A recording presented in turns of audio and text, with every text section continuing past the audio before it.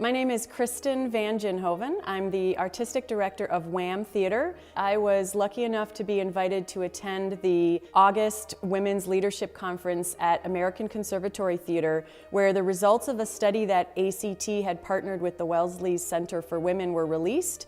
And while I was there, I was very inspired and empowered to stand up at a microphone and say, we need to host a leadership summit as a next step in this conversation. So I partnered with 3 other people at that conference, and the 4 of us formed a steering committee to host the first Berkshire Leadership Summit. The Berkshire Leadership Summit is October 28th and 29th at the Bernstein Performing Arts Center on the campus of Shakespeare Company in Lenox, Massachusetts. WAM Theatre is the host of the Berkshire Leadership Summit, which will be part of the national conversation that's happening around women in leadership positions in the nonprofit theater. We live in a society where a lot of hardworking women reach a certain point where they can't get to the next step.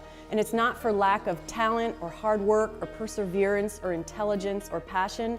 It's because there's a glass ceiling that still exists in regional theater across the states, across Canada. 27% of leadership positions in the nonprofit theater are held by women. That means that the chances of me ever being asked to lead a high-budget theater are actually really rare.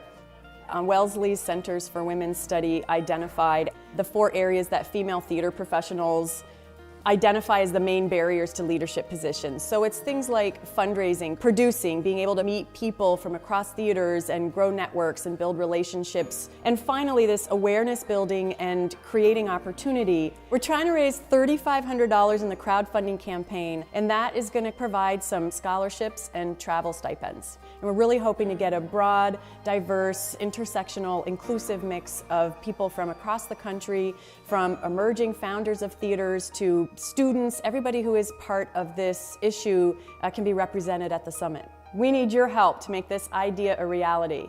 Thank you so much for your support.